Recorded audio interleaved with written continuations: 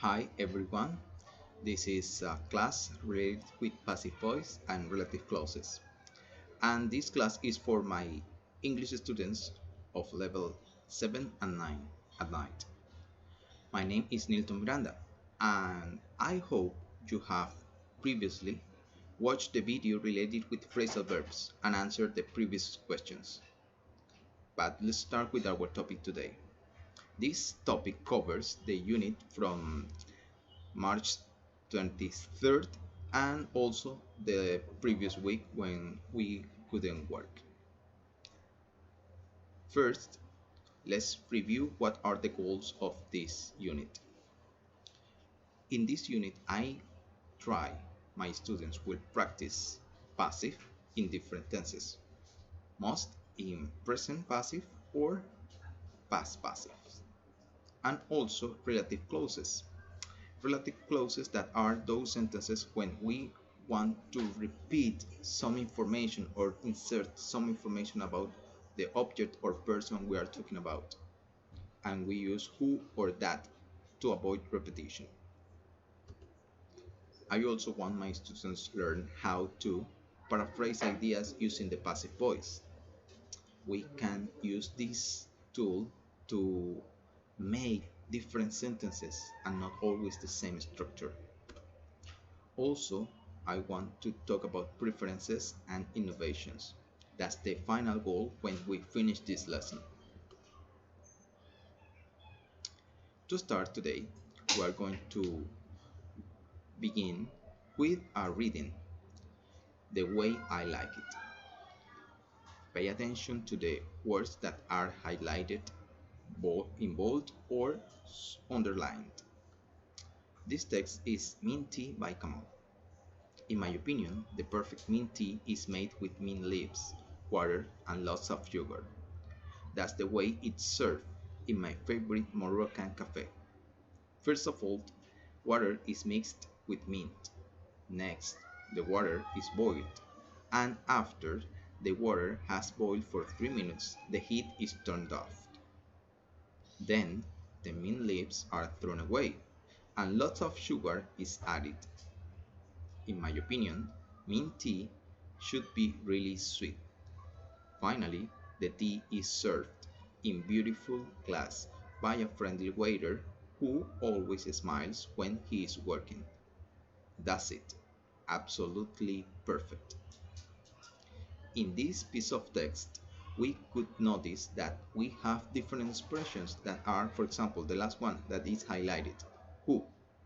In this case, this is a relative clause. Who is replacing who? Is replacing the waiter. We also have some underlying expressions like finally, after, first of all, that are words that we use to organize our text, to link different ideas in, in a piece of text or paragraph. And also our main topic that is passive voice. Those expressions that are in bold, for example, is made, is served, is missed, are thrown away, those expressions are passives. Those expressions when we use the verb to be and the past participle of the main verb or action. Let's practice a little bit more with the next text. Now it's your turn to identify what are the objectives or goals for those expressions that are highlighted, underlined, or in bold. Iced tea by Madison. My local diner serves the best iced tea. First, water is boiled in a pan. As soon as the water has boiled, the pan is removed from the heat. Next, 2 or more tea bags are added to the water.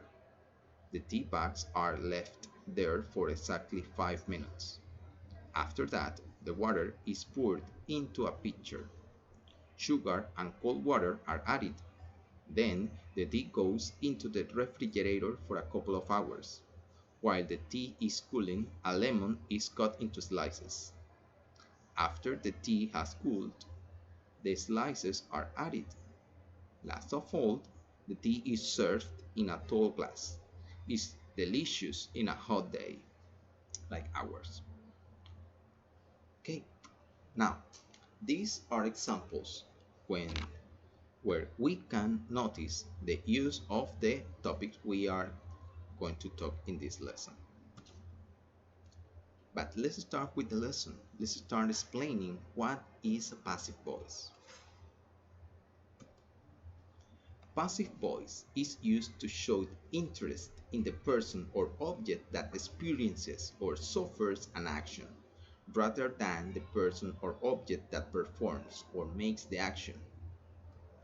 For example, the passive voice is used frequently. This example is in passive voice. We are here interested in the passive voice, that is what we are talking to, but not who uses it. Here, the performer or the person who makes the action, who uses the passive voice, is not mentioned and is not necessary. Another example, the house was built in 1654. In this expression, we are also interested in the object that was built, not in the person who made the building. And finally, the road is being repaired. We are interested in the road, not in the people who are doing the repairs. Remember, for every action we make, we need a person or some object or somebody or someone or something that makes the action. When you mention that person or object who makes the action at the beginning, that's active. But in this case, we are not interested in them. We are interested in those objects or person who suffers, who receives, who experiences the action. For example, the house that was built or the road that is being repaired.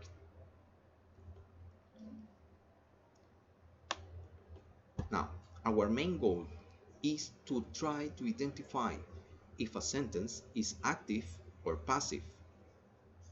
Now, let's remember what's the main idea of this, what we have covered until this part of the lesson. If we want to express who or what experiences an action, suffers an action, we use the passive voice, as in the examples before. For example, wasting materials are disposed of in a variety of ways. We are not interested here in who dispose of these materials. We are interested in the objects that are the materials. When we know who performed the action and are interested in him or her or it, it is always better to switch to an active voice instead.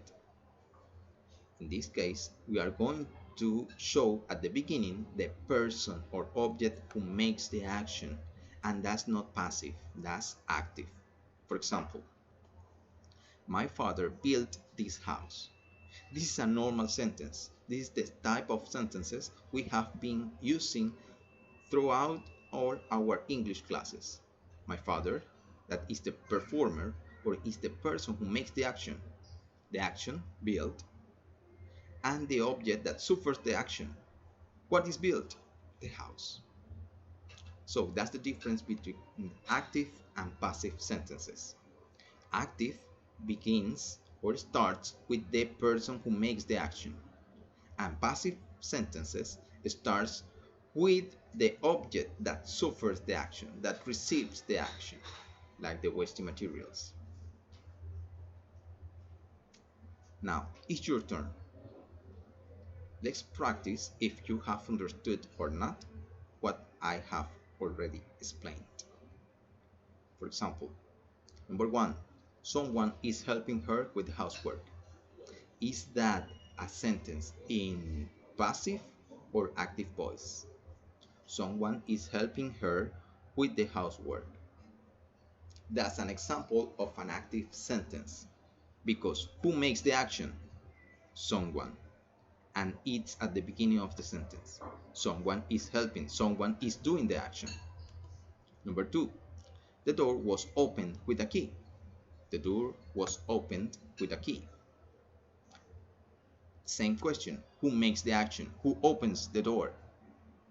In this case, we don't know who opens the door, but the door was opened. This is an a passive sentence because we are not mentioning the person or the performer or who makes the action. We are here interested, and the sentence begins with the object that receives the action. What was opened? The door. Now it's your turn. Practice with the other sentences. Number 3. They will build a new bridge next year. 4. This book was written by Agatha Christie. 5. He has been taken to hospital. 6. The murderer was arrested last night. And 7. British astronomers discovered a new planet. Now, to continue with this lesson, read the sentences and identify who makes the action. If the person who makes the action is at the beginning the sentence, that's an active sentence. It's a normal sentence.